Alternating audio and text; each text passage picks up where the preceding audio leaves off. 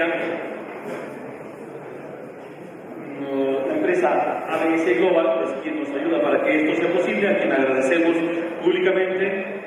Y la conferencia es puntos relevantes para lograr un posparto con menos problemas. Quien nos dará esta ponencia es originario de Saltillo, Coahuila, es médico veterinario y zootecnista por la Universidad Nacional Autónoma de México desde 1973, lo cual nos habla de que tiene 22 años de experiencia en práctica privada en reproducción en bovinos. Tuvo estudios de especialidad en Edimburgo, Escocia. A la fecha es veterinario de servicio técnico en ABS Global, igualmente director de servicio técnico para asesoría en América Latina de la empresa ABS Global. Con esta experiencia viene a compartirnos este interesante tema. Un aplauso para recibir por favor al doctor Fernando Cavazos García.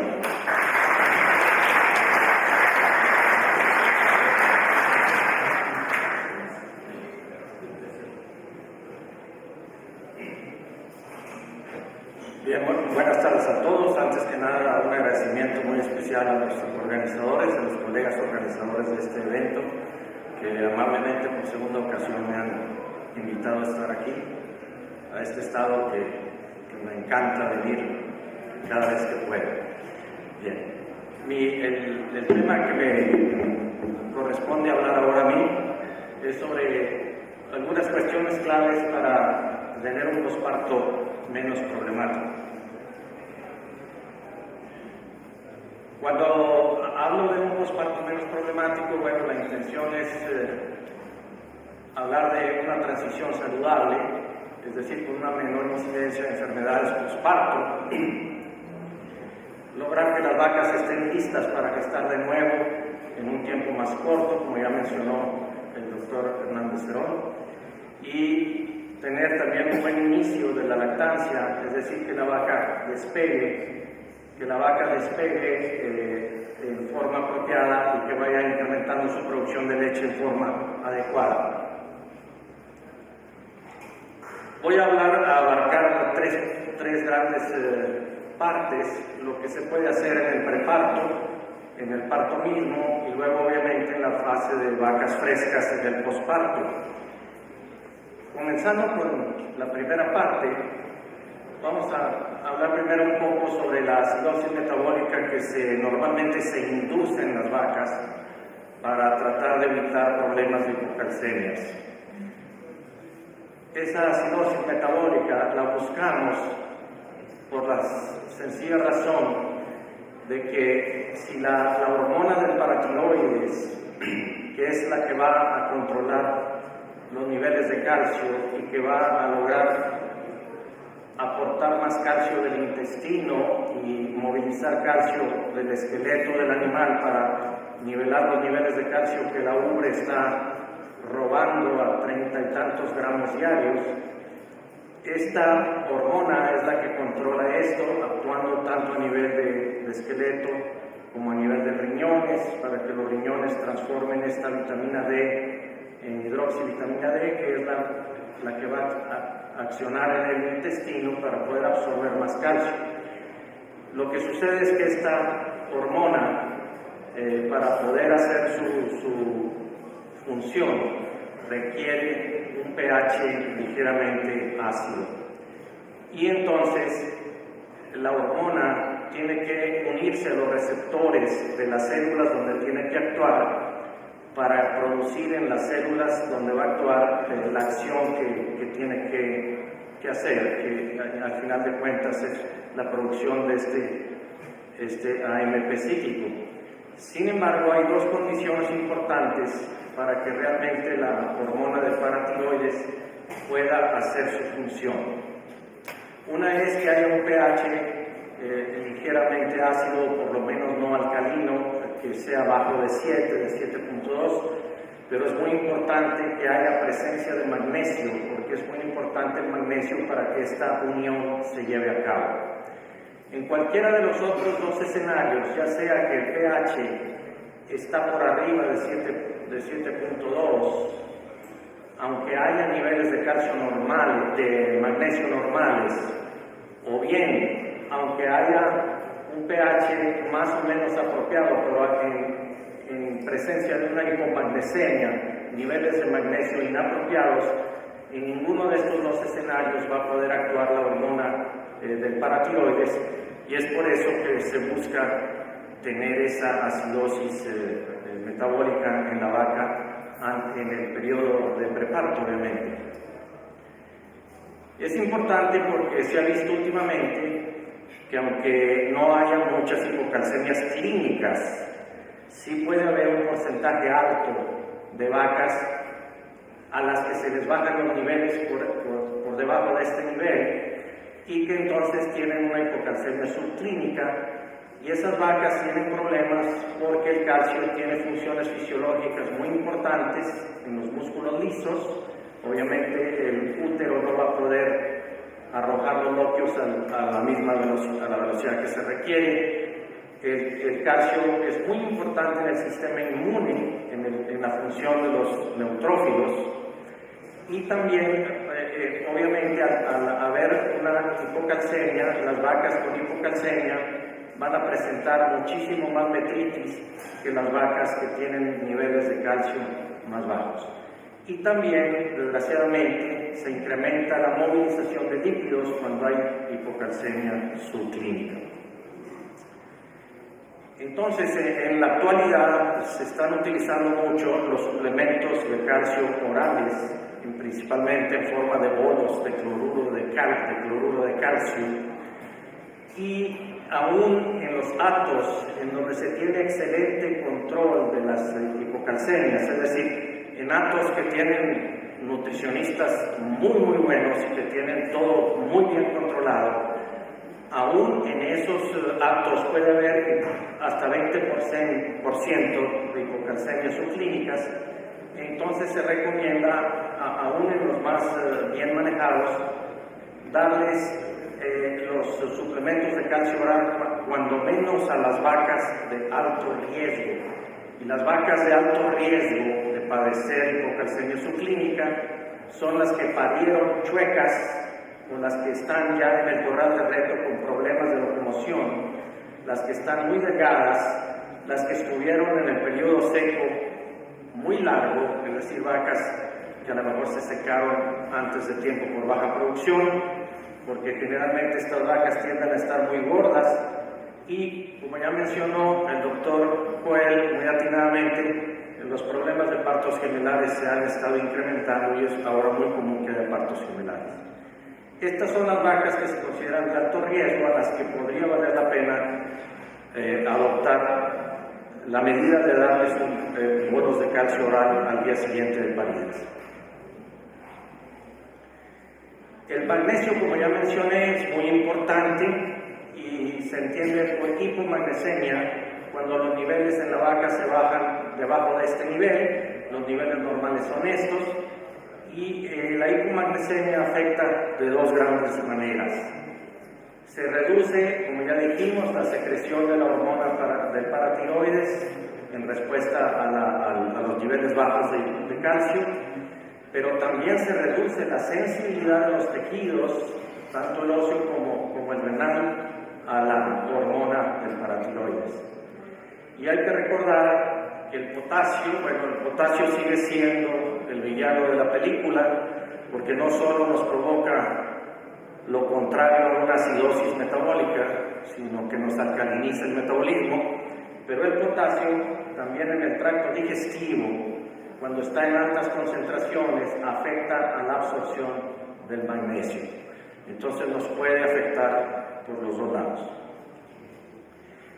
Para terminar con lo de la prevención de hipocalcemias, lo que se busca en general en el preparto es que la vaca no consuma más de 30 gramos diarios de calcio, es decir, hay que someter a la vaca a una dieta baja en calcio, concentraciones de potasio de preferencia por debajo del 1.8%, y que en ese caso los forrajes que se están utilizando para las vacas en preparto, el balance anión-catión de los puros forrajes esté por debajo de 250, que el balance anión-catión de toda la ración, ya utilizando sales aniónicas si es necesario, sea algo negativo, para que nos dé niveles de pH en la orina ligeramente ácidos.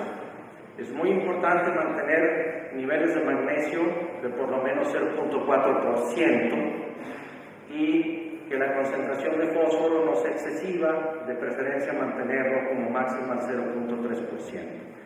Y bueno, se puede recomendar también estar monitoreando los niveles de calcio sanguíneo en vacas recién paridas para ver si no bajan de 8 miligramos por decilitro los niveles de calcio, para estar monitoreando qué tantas vacas tienen hipocalcemia subclínica. Pasamos al consumo de energía y materia seca.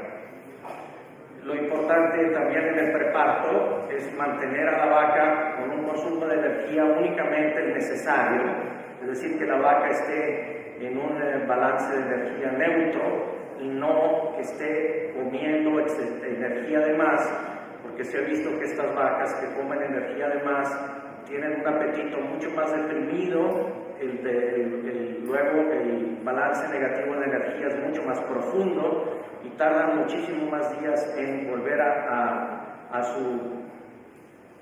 su nivel neutro. También tardan mucho más en tener la primera ovulación que las que se mantuvieron con niveles de energía nada más de lo necesario y que tienen menos problema con la falta de apetito y la recuperación postparto. El problema más importante es con las vacas gordas que llegan a parir en condición mayor a 3,75-4.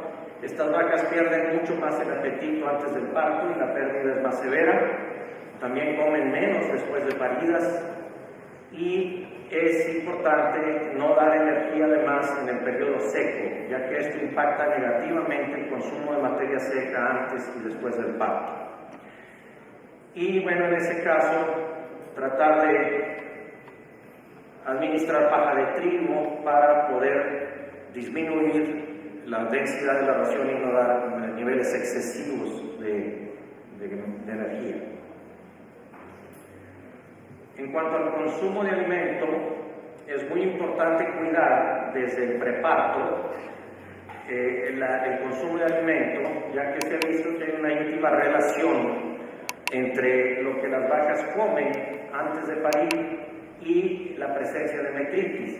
Aquí vemos que compararon vacas que se mantuvieron totalmente sanas con vacas que tuvieron metritis leve y vacas que tuvieron metritis severa. Y las de metritis severa no solo comieron mucho menos materia seca después del parto, sino que ya desde antes del parto eran vacas que venían con un consumo de materia seca mucho más bajo. Entonces, muy importante en los 21 días antes del parto cuidar mucho todos los aspectos que puedan influir en el bajo consumo de materia seca. O sea, el gran reto es hacer comer a las vacas, hacerlas comer suficiente materia seca. Y obviamente lo que sucede pues es que, cuando las vacas entran a reto 21 días antes, o al corral de próximas 21 días antes, ya nada más consumen muy apenas el 2% de su peso corporal en materia seca, pero los días previos al parto, los 2-3 días previos al parto, su consumo es mucho menor y sin embargo los requerimientos de energía han subido y los requerimientos de proteína también han subido. Así que el gran reto, como les decía, es hacerlas comer. Obviamente estos problemas se complican con las preñeces gemelares, precisamente, en vacas primíparas, en condición corporal excesiva, como vamos a ver más adelante, y obviamente el estrés calórico afecta muchísimo. Bien.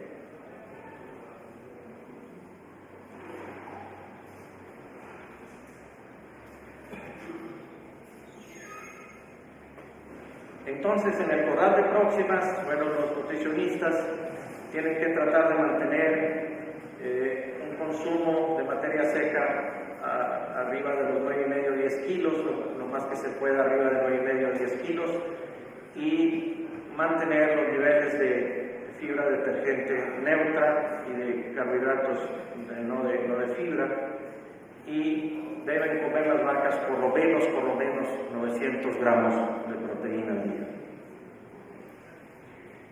En cuanto a condición corporal, este es un tema muy importante. Los ingleses han descubierto que al parecer las vacas tienen una especie de sistema que fija genéticamente a qué condición corporal van a tener ellas más o menos a los 90 días de paridas. Esto está fijado genéticamente, de tal manera que vacas que tienen una genética con demasiado temperamento lechero, es decir, vacas demasiado refinadas y delgadas, van a tender a tener una condición corporal un poco más baja a los 90 días. Pero es importante ver en qué condición parieron, porque la vaca va a tender poco a poco a ir hacia acá, y si parió muy gorda, entonces la pérdida de peso va a ser muy grave en los primeros 30 días, que si la vaca pare en una condición más moderada o que si pare en una condición adecuada. La condición adecuada actualmente pues es 3.25 o 3.5 para que la vaca no tienda a perder tanto peso en los primeros días. Es decir, es importante que esta pérdida de peso no sea tan drástica. Y también porque es muy importante que no vaya a haber una tasa de movilización de grasas muy grande, porque eso va a determinar la concentración de ácidos grasos no esterificados, y esto vamos a ver enseguida que es uno de los grandes problemas que hay en las vacas recién paridas. Entonces, la vaca que llega al parto con una condición corporal muy alta, tiene cantidad de reservas de grasa muy grandes. Esto incrementa la tasa de movilización de grasas. También estas vacas muy gordas tienen una menor sensibilidad a la insulina, y entonces también debido a eso tienden a tener una tasa de movilización de grasas muy alta. Aparte de eso, es importante controlar el estrés, quitar todo factor que haga que la vaca pueda estar estresada. Principalmente se busca mucho más confort, mucho más espacio de comedero para que no haya problema para encontrar un lugar donde comer, muy buena cama, etc. Es decir, todas las hormonas del estrés, las catecolaminas del estrés también influyen y estimulan la tasa de movilización de grasas. Desgraciadamente, la vaca al parir va a tener concentraciones de insulina muy bajas, y mientras más baja es la concentración de insulina, más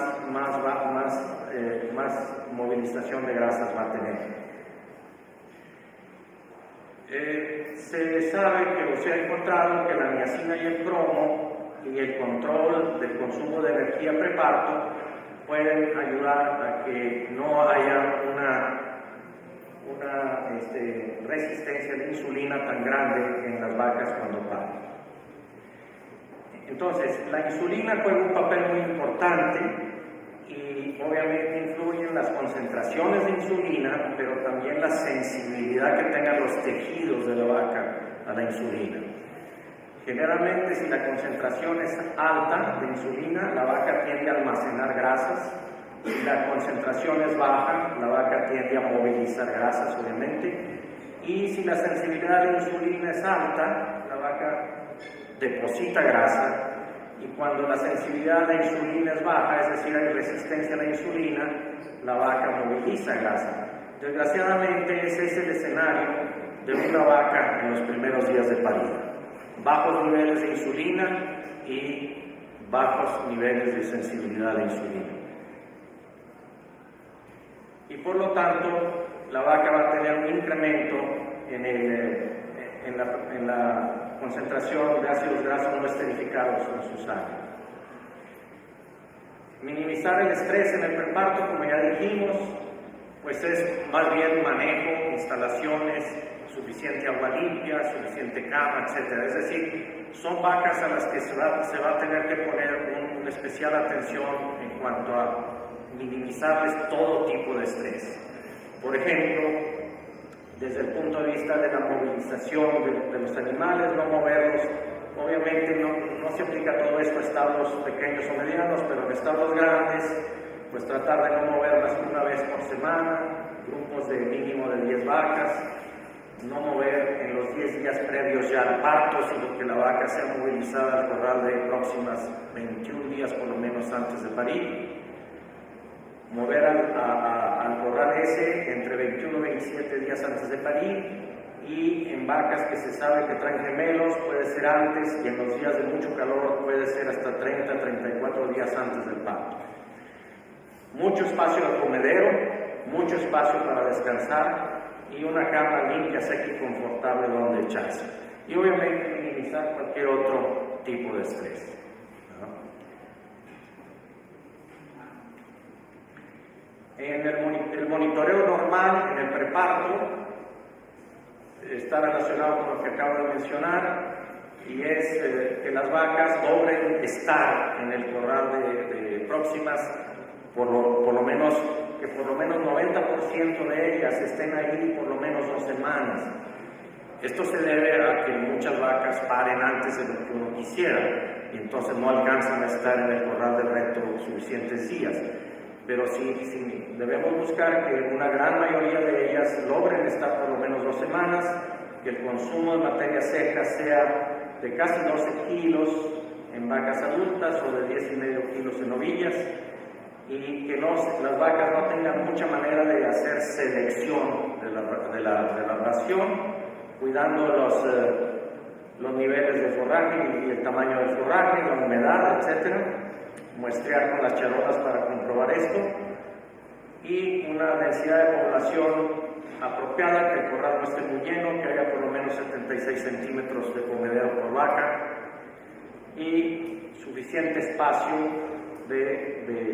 para la vaca en sí, suficiente sombra, y que durante esta fase logremos una acidificación del metabolismo y comprobarlo con que los niveles de pH en la orina sean los apropiados. Tampoco es bueno que esos niveles de pH se vayan muy por abajo de 6. En el parto, bueno, ya el doctor Joel mencionó algunas cosas muy importantes, pero solo voy a mencionar durante el parto en sí, las atenciones durante el parto y las instalaciones para partos.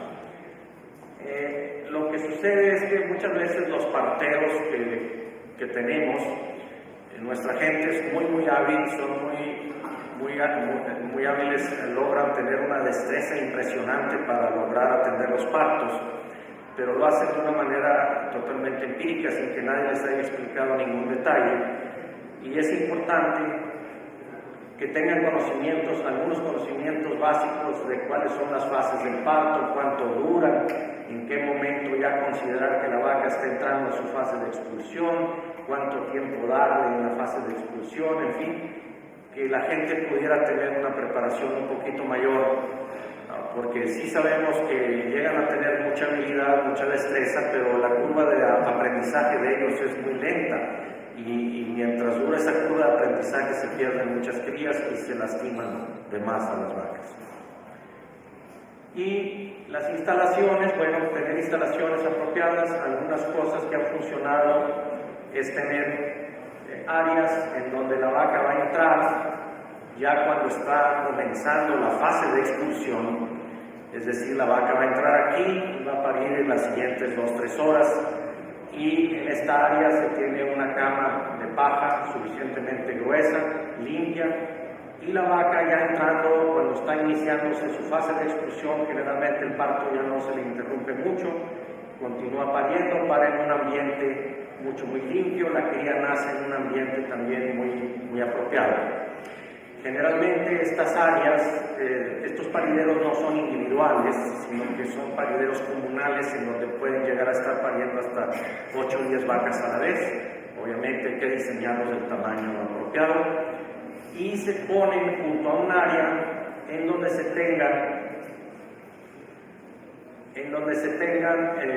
las instalaciones apropiadas para poder atender a la vaca que requiere atención. Si alguna vaca necesita atención en el parto, bueno, ya se tiene aquí a la mano, ya nada más se mete al área donde se tienen las trampas para atenderla. La mayoría de las vacas que paren sin ningún problema, paren ahí en esa área sin mayor complicación. Las crías nacen en un ambiente limpio, no hay mucho riesgo de que la cría se ahogue con el polvo o la arena, y se debe tener esto cerca de un área donde haya trampas para meter la vaca que requiera atención de algún parto distóxico, ¿verdad? Y en esas áreas generalmente se dispone también de algún equipo portátil de ordeno para tratar de obtener los calostros en las primeras 3-4 horas después de parida la vaca, para obtener calostros de más alta calidad y darle calostros a la cría en las primeras 2-3 horas de nacimiento. En estas áreas también se tiene la disposición, lo necesario para lavar con agua caliente o agua tibia, tener ahí lo necesario para tener agua y tener lo necesario para atender partos distóxicos, con todo bien desinfectado y bien limpio, para evitar la contaminación uterina excesiva, para que la atención de partos pueda hacerse de una manera lo más higiénico que sea posible. En esa misma área generalmente se tiene unas corraletas para ir poniendo ahí las becerritas que van naciendo en una noche. Esta es una instalación muy grande en Idaho, donde ellos manejan en total 40,000 vacas, y este es el área donde van a parir todas las vacas de esos establos. En una noche les paren 20, 30 vacas. Pasamos al posparto. Obviamente, una de las cosas más importantes es lo que ya mencionó el doctor Joel, el balance negativo de energía, que puede incluso afectar a los ovocitos que se están formando, y vamos a hablar un poco de estos temas. El balance negativo de energía generalmente se debe pues a la baja ingestión de materia seca. Las vacas no tienen apetito, no comen lo suficiente, y se provoca la movilización de grasa corporal, que puede llegar, si es excesiva, como vamos a ver en un momento, puede llegar a dañar el hígado, a provocar daño a los hepatocitos, o bien cetosis, y puede estar la función hepática totalmente alterada si esta movilización de grasas es excesiva. Esto mismo está ligado a la función inmune, como ahorita voy a mostrar en otro cuadro, y a la presentación de infecciones comunes postparto. Por otro lado, la misma baja ingestión de materia seca está íntimamente ligada al llenado insuficiente del rumen, lo cual ayuda o es un factor de riesgo para el desplazamiento laboral. Desgraciadamente, en la fase ya de transición, en el posparto, el consumo de materia seca se desploma cerca de un 30-40%, y luego los eventos metabólicos que se presentan hace que la función inmune también disminuya drásticamente. Esto se va a ver complicado con factores ambientales, sociales y relacionados con la alimentación. Aquí en este cuadro estamos viendo la relación entre la producción de leche, esta es la producción de leche, este es el consumo, ingestión de materia seca, y este es el balance de energía. Y obviamente ahí vemos el parto, esa sería la primera ovulación, y ese sería el balance cero. De este lado estamos viendo el balance de energía. Lo que buscamos es que este balance de energía no sea tan profundo ni dure tanto tiempo, sino que se logre recuperar la vaca lo más pronto posible y llegar al nadir lo más pronto posible, y luego recuperarse y llegar a subir a un estado positivo lo más rápido posible. Pero eso depende de la ingestión de materia seca, ¿verdad? Y en las vacas, en el posparto, se tiene que hacer todo lo posible por hacerlas comer.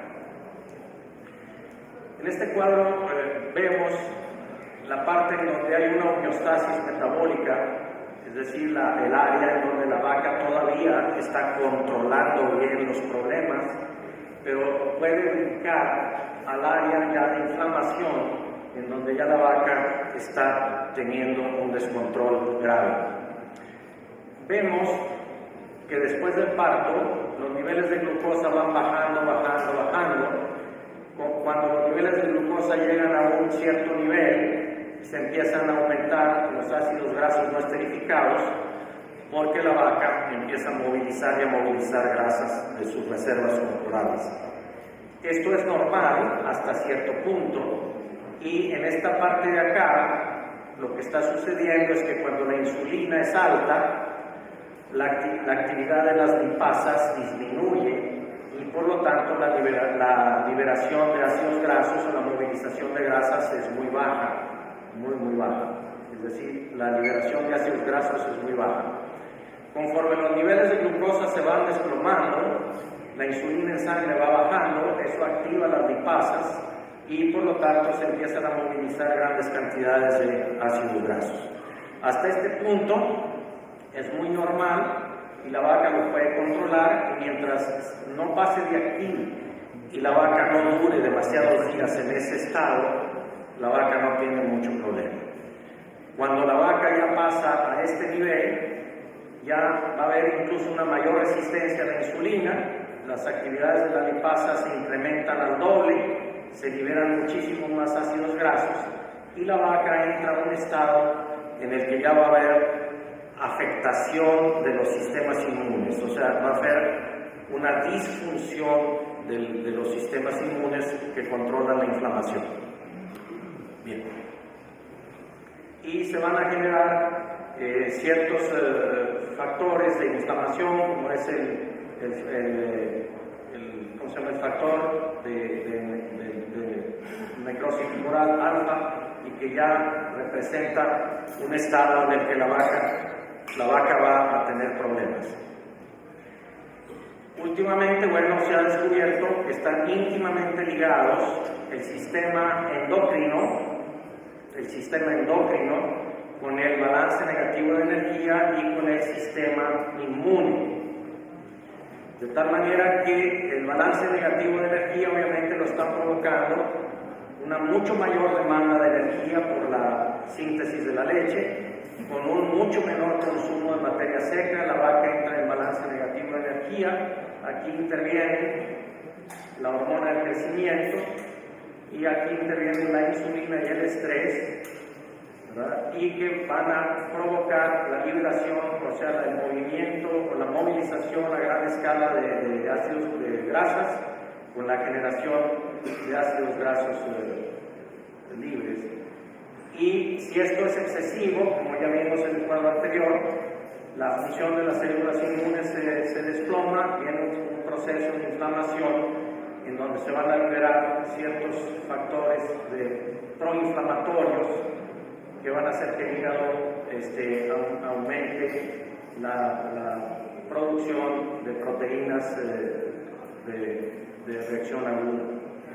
Como ven acá, la glucosa sanguínea se desploma, la insulina y la IGF-1 se desploman y hay una modulación proinflamatoria, y está íntimamente ligado a todo esto. Por desgracia, al incrementarse la liberación de ácidos grasos, esto deprime más el consumo de materia seca y se hace un círculo vicioso. Las vacas que no logran controlar eso y que quedan en un estado, digamos, desbocado o con una alteración, son estas. Estas son las que logran un control de su estado catabólico. Cuando el parto se aproxima, en los días previos al parto se desploman ciertas hormonas como son la IGF-1 y los receptores para hormona del crecimiento, y en cambio se eleva muchísimo la hormona del crecimiento misma y los NIFAS, o sea, los ácidos grasos no esterificados.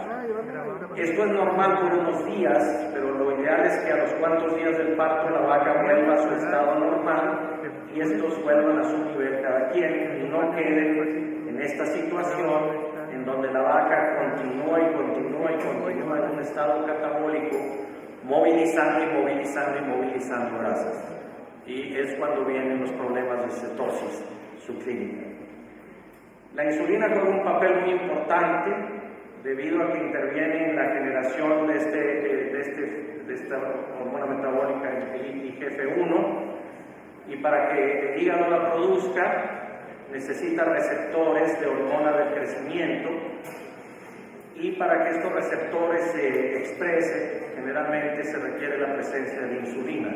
Las vacas traen bajos niveles de insulina, el hígado no genera esta hormona, y también las vacas no empiezan a ciclar a tiempo, como ya explicó el doctor. La IGF-1 es muy importante en la actividad ovárica porque actúa con las gonadotropinas para que los folículos empiecen a formarse adecuadamente y que se reinicie la actividad ovárica. Cuando la vaca pierde el control y empieza a ver cetosis subclínica, tenemos ya problemas y se ha visto que hay una incidencia más o menos razonable. La mayoría de las veces esa incidencia ocurre a los 5 días en leche. 3/4 partes de las vacas que desarrollan problema dan positivo entre el día 3 y el día 7, de tal manera que si queremos monitorearlo, pues hay que procurar hacerlo alrededor de estos días. Y las vacas que desarrollan el problema en estos días son las que más problema tienen para luego normalizarse. En la actualidad hay este aparatito de Abbott que se llama Optium Exceed, que fue diseñado para humanos, cuesta 500, 600 pesos, lo que es un poquito caro, 30 pesos o 35 pesos es la tirita, pero ya no vamos a andar adivinando cuál vaca trae o no trae cetosis. El criterio actual, de acuerdo al doctor Gary Elser, es que la que tenga arriba de 1.2 milimoles es vaca que ya trae un problema de hipocalcemia, de cetosis. De esa manera se recomienda, y con esto termino, se recomienda muestrear. Si de veras queremos saber cuáles vacas tienen cetosis para ayudarles, se tendría que muestrear 2 veces por semana, y en ese caso muestrear toda vaca que esté entre el día 3 y el día 9. ¿Sí? Y aquí están con rojo las vacas que les tocaría muestrearse, y generalmente les tocarían 2 muestreos a cada vaca. De esa manera, a la que esté con problema, o se puede hacer una vez por semana, pero en este caso se tiene que muestrear vacas que estén entre el día 3 y el día 16, si se hace una sola vez por semana. Y en ese caso, a las que den positivo, se les da su tratamiento con propilenglicol por 5 días, y se pueden añadir también vitaminas de complemento. Bien. Con esto terminamos, para ver si hay tiempo de algunas preguntas.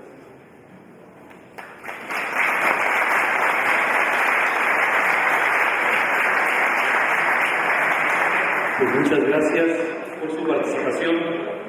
Importante todos los comentarios, toda la experiencia que nos transmiten.